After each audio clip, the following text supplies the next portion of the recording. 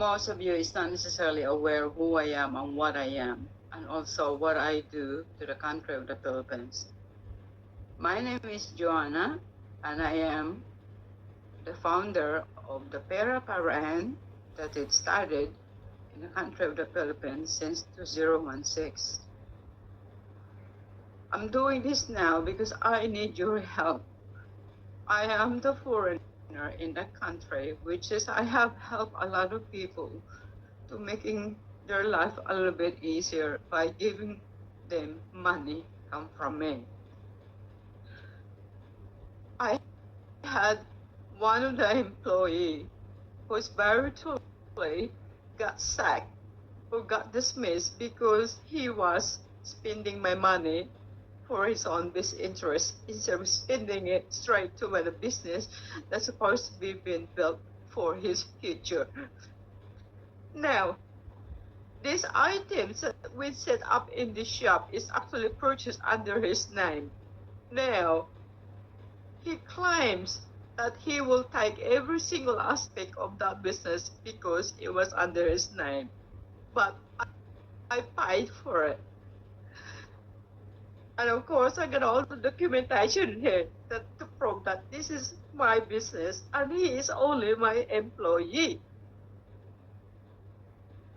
He now intimidated my staff or my teams in my store with the police out there and taking all my things because according to him, this is all in his name in the receipt.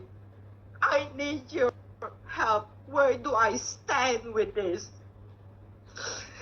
This guy is absolutely not a good person. He is very, very bad. And now he's trying to scam me and taking everything that I worked so hard for. And this is actually belongs to him too. It belongs to people that I was helping with in the country. But why do this? He got dismissed because he actually abused the money. He uses it for his own personal. Today, he went to my shop and collect every single aspect of what I've got in it that actually is supposed to be for the Pera Paraan business. Raffy Tulfo, where do I stand with this? I am a Australian citizen as well as I am sick. I'm gonna have a chemo tomorrow. And this is what happened today. They have intimidated my teams in my store, and he took whatever he can because it's under his name. I need help. I'm hopeless here. I am in Australia, and this is happening in the Philippines. Now, where do I stand with this? Where is the justice to the people like me who did nothing but basically trying to help these people? Where? Raffy Tulfo, where? I just don't understand this system there. I'm helping people this is 2016 and today he had the audacity to basically go in there and claim every single aspect of my property because its receipt is belongs to his name. Where do I stand with this? I have enough of this. I cannot help this now, but I have to basically share to the public. Don't do this. Don't send money to those people that you don't really know because this is exactly what happened. I got scammed. And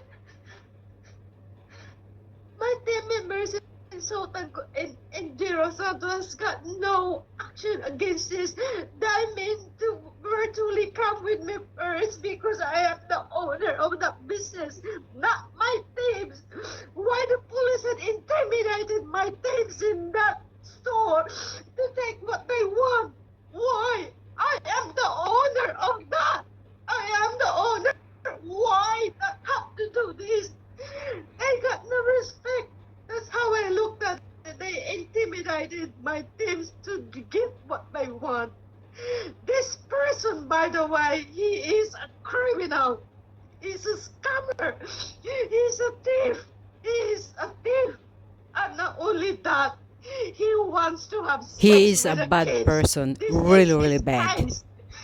I want him to stop. I want him to stop. Any of you out there could see this, please do something about this, because this is not a good news for me. Not a good news whatsoever. I'm gonna have a chemo tomorrow, and this is what I get. I am pulling apart. Raffy Tulfo, I need to do something about this. I need help. I need anyone would help me there.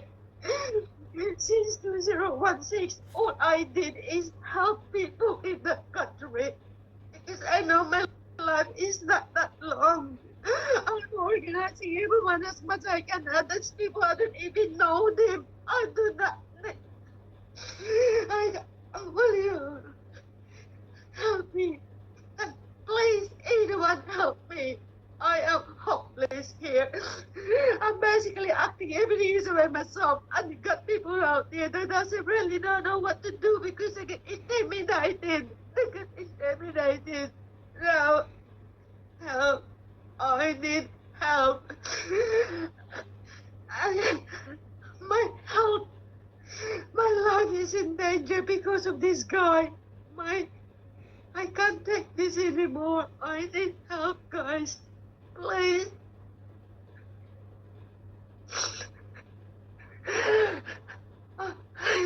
I need help. Hi, Meet my husband, who is aware of the full story. I'm Joanne's husband, and I've just had some disturbing news conveyed to me regarding our store, well, our former store at MKJR at General Santos.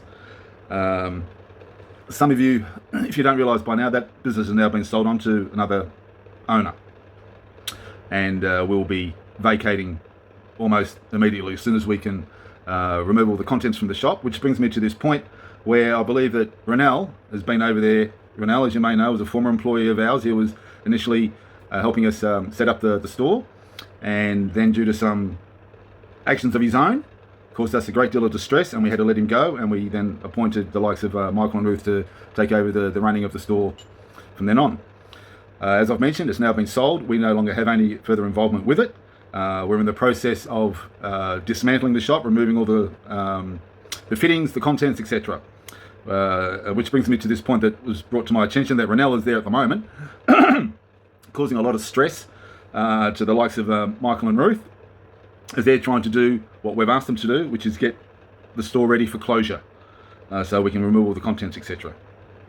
Now, Ronell apparently, this is not the first time I've been told that he's been trying to remove our contents, our possessions, things that we have paid for out of our money, not his pocket. He may have receipts for the purchases, but the money was sent to him in order to make these purchases for the business, for our store. He's now trying to claim, as I've been told, he's been involving the police and trying to claim that because he's got receipts, these contents are his. Now, this is utter nonsense, and he knows it, and he's just been a very disruptive person at the moment to our process of closing down the business. Now, because of his actions that led to his dismissal, he hasn't taken that well, which I can understand. However, he's got to take it on the chin, as most people do, understand and accept the mistake that he made, and move on and let us get on with our business of closing down the store so that the new owner can come in and take over. Everybody needs to understand this is making life hell for Joanne. As you all know, her health is not the greatest at the best of times. Now, this current situation has only made matters worse. I need everyone to understand that if you have any contact with Ronell, please have no discussion with him. I want you to have nothing to do with him, unless you are family, and then you can at least indicate to him he's doing the wrong thing. He needs to keep his nose out of it, and he needs to move on with his life. He can't keep hassling us for something that he created in the first place, meaning his dismissal. There was something, or a few things that he did, I won't go into detail, a few things that he did that caused a great deal of distress to Joanne, and she was left with no choice but to dismiss him, to let him go. And we had to appoint someone else to take over that role of managing the store while it was open. So I hope you all understand that this has gone too far. I also have been told that, as I think I mentioned before, he's been Ronell has been reported to the police on a couple of other occasions when he's been either trying to break into the store or remove contents without any authorization.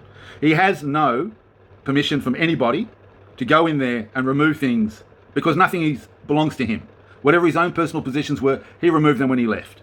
Anything else that is in that store currently belongs to Joanne and myself. Have I made myself clear? I hope you all understand that. It does not belong to him. And any further action that he takes, we will involve the police and make sure something is done about him. So if he's got any relatives who know him, please caution him to do the right thing and keep his nose out of it. Otherwise, there will be repercussions. I hope I've made myself clear. All right. Bye for now.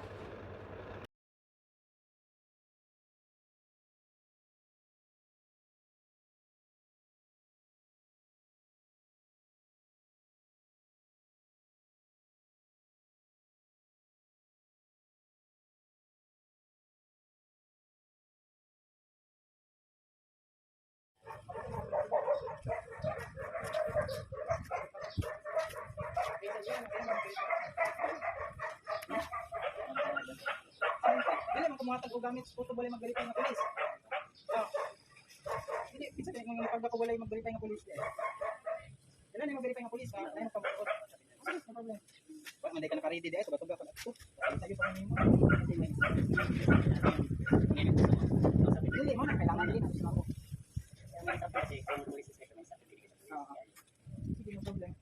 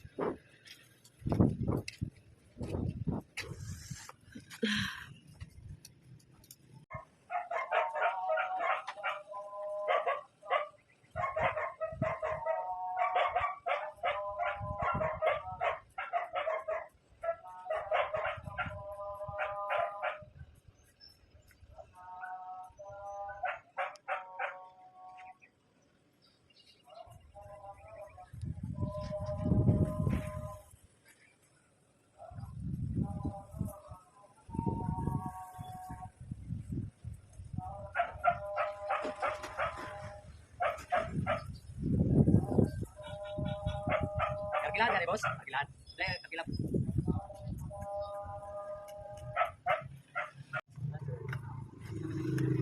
Ini na request protocol na din. Begitu na karon. Ikaw di mo ato, James. Ikaw yung mo kuha gamit. Ikaw naman yung muhatag. Kasi mo ilang kami magpagagawa niyo kasi yung campaign na magpagawa. Ikaw pangitay ko gagawa, yung campaign mo, diba?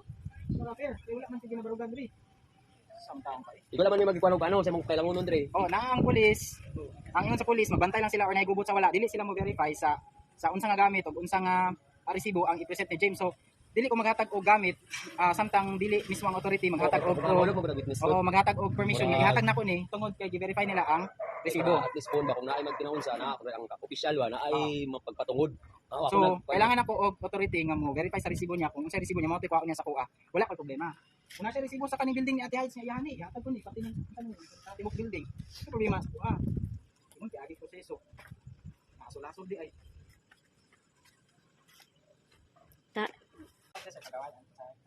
Chairman. Ako nagpuli kay Boss Muli. Okay, gawan. Pagdaw ba si dati si Chairman. So ako ala sir kay ani mang god mo claim siya sa iyahang gamit daw nga nakapangalan sa iyaha. Katong mga gipamalit niya nga ay gipapalit sa tagiya ibadan sa kwarta niya nakapangalan sa resibo. Paon daw niya. Kay kani mang god ibali na mang sir sa ibadan. Location. Ako lang gusto na ko na itaw nga mo verify sa iyang mga resibo. Na valid ba kwaon? Kung baga kung dili pa na ko ihatag bahimo pa kong instruction. Kay mo ang instruction sa tagiya.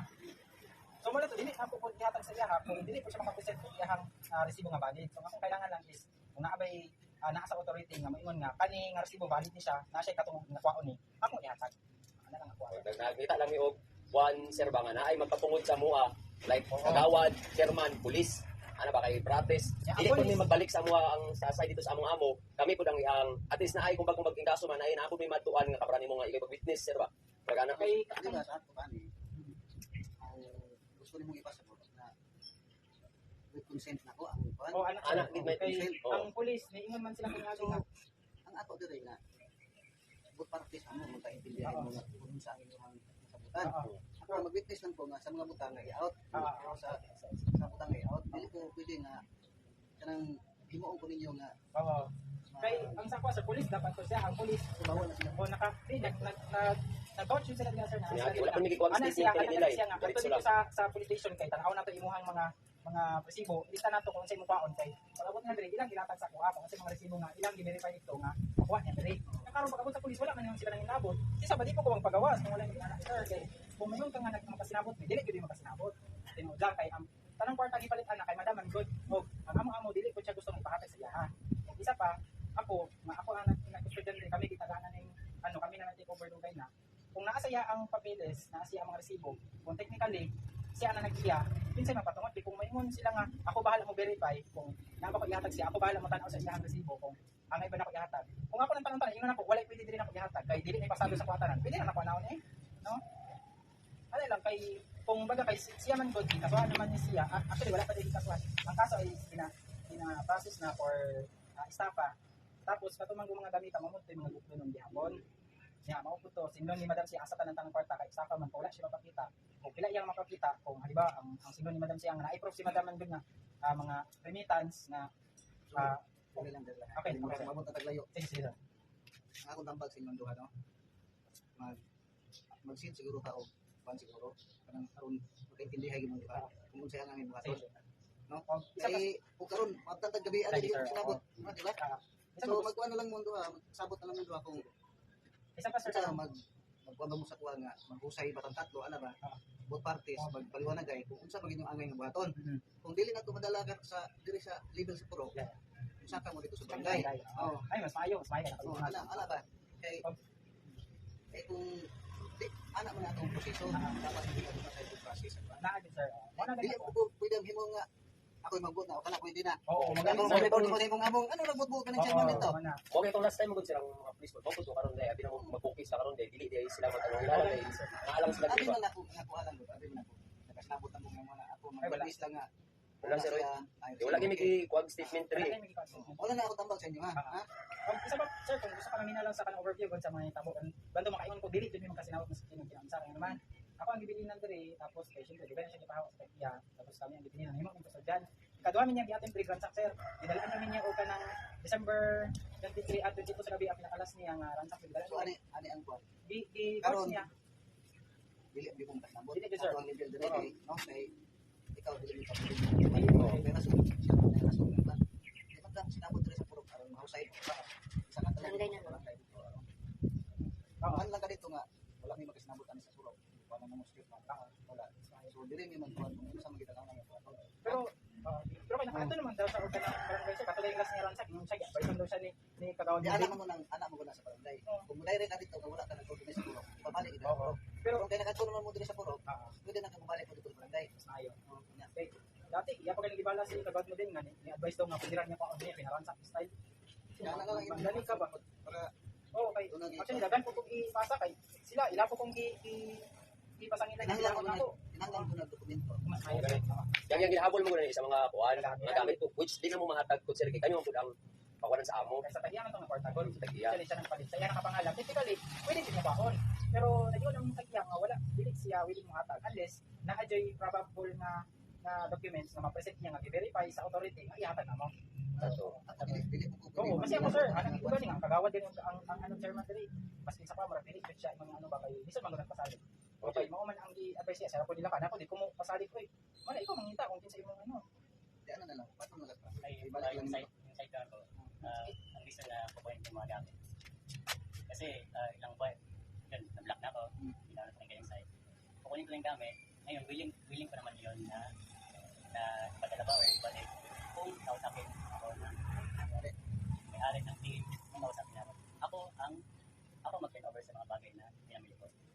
Kasi ako man namili, ako man nag-transact, so ako mag-turnover. So, Pero na lang sa ano, si So, madam. ngayon, kukunin ko yung mga gamit kasi kami din rin may kukunin. Kung masettle din barangay, kukunin ko yung mga gamit, then i-stop ko lang doon, then i-contact ako ng may-ari, ng Australia, ng team. Okay ba to sa James, pero patulog ko siya para hindi ka na mamatag na karon. Kaya ako sa mo si ma'am. Kasi sabi kasi nila, sabi ng Maudi, tatawagin daw the other day.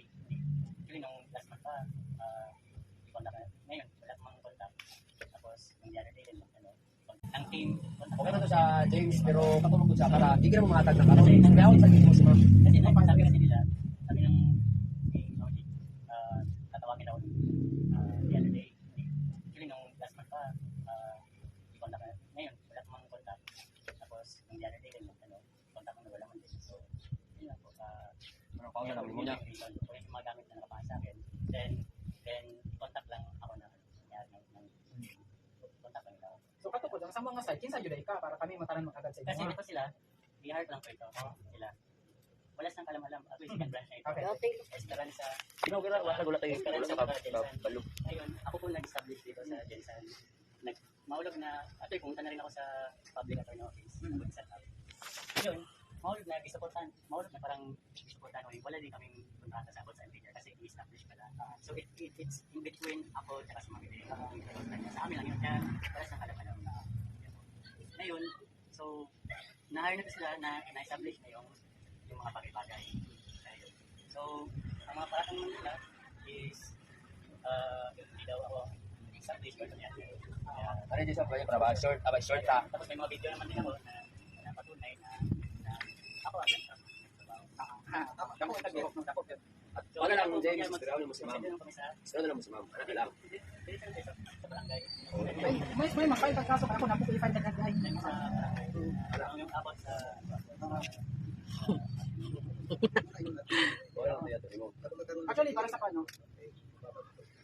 Actually sa barangay dili ka mag-request ito nga mag-settle ta. Kay dili na tanan tong istoryahan. File na lang kag kaso, ana na lang tas ako pod mo file ko. Ana kay dili na kami nga mag-request ang lupon nga i-konanta kay dili jud ta pwede Ang kuno mo dito sa karang gamit ni gusto mo kaon, mo na magkuha sa mga gamit. Ngato yung mga kanon dito. Ato na dapat kami dili mo mag-release so bulay makaprano tama to ikasel. Kailangan niya magpatungod. Okay, kami may kunan dito ikaso ni madam ani pakitaan mi niyo proof ana. may pagsuan kung ako para sa ni best si May mga ni pabor. Kung nakay present na mag-resolve kami mo asagitan tong kwarta nga gipalit mo na kapalit mo yung ownership para matay gud mo sure.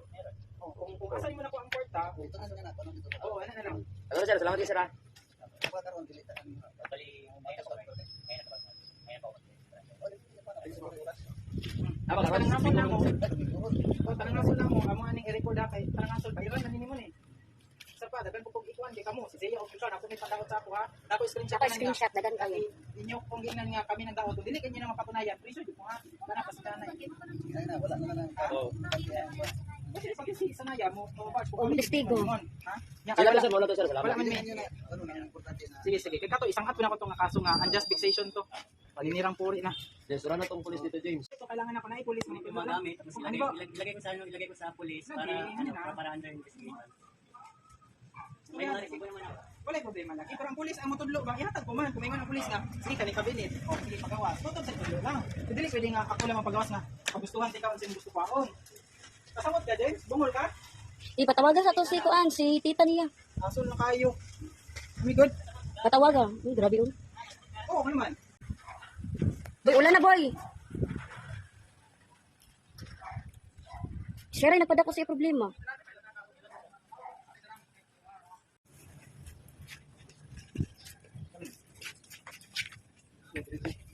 Atog na may saya. Ayaw lang sa iyang bigay. Asa cellphone mo? Panawag si Kuan. Mabaga to. Sir na lang bahala na mo no. Sundin na. Picturein nyo. Kung saan ang kuwan. Item. Stove. Ako ni picture. Klaro? Klaro? Oo. Ano mo? Saan ni?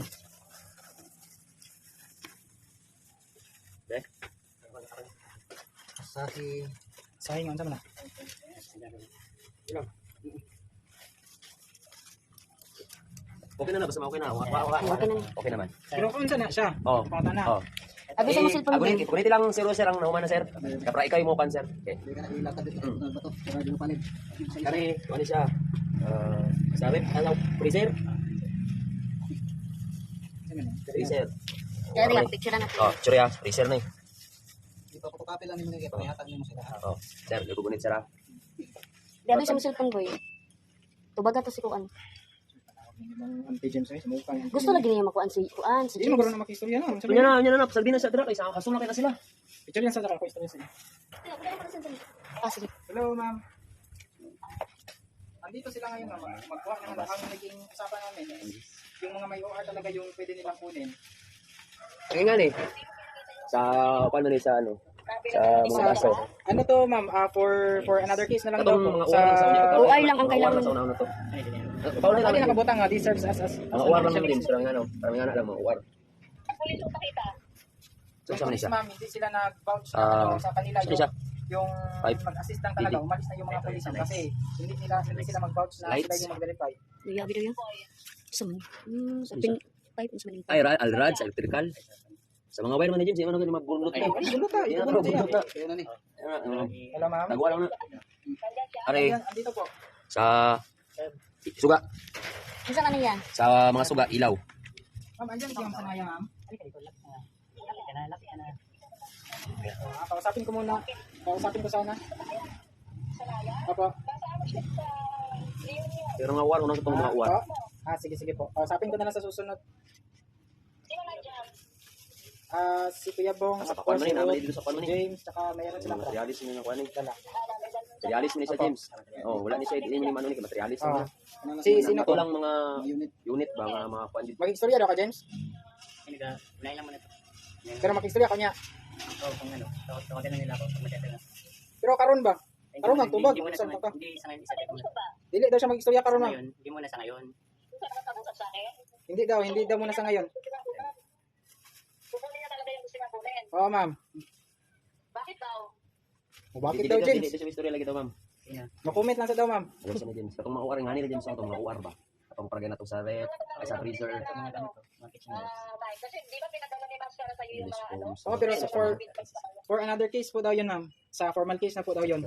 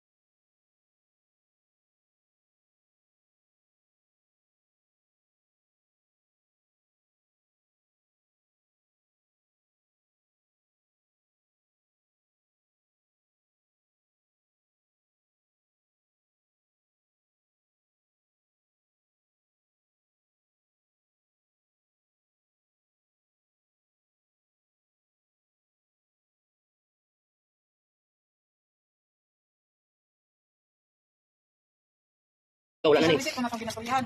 Kukunin ko. Dali nga, malay nga niya, ay nga niya. Kukunin ko yun kasi yung iba walang individual na eh. Hindi business Wala, na magili eh. ko man na Oo, man ang kailangan niya. Big file lang yung ano eh. Ayaw mga problema na ang problema nimo. Kasi Ay, dyan po, pagino Kasi ay, kasi James. pagino sa, ang usang ingon sa kuan, ang ingon sa pulis gay na, basta na resibo, Official receipt. yatag ka rin, kay mga resibo, mo ni sa bahalag kuan,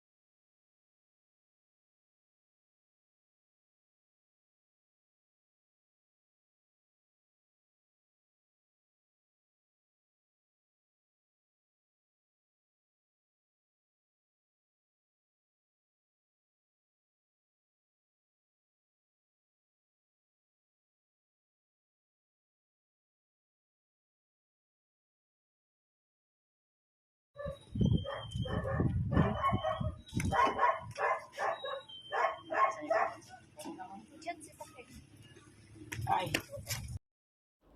I'm going to share this remittance records or history for the past 12 months that is actually been disposed to Ronel James Bungabong plus to my secretary, which is Marcel Pines, and this money was given to Ronel, and it was been sent off to Gcash or otherwise through via Palawan.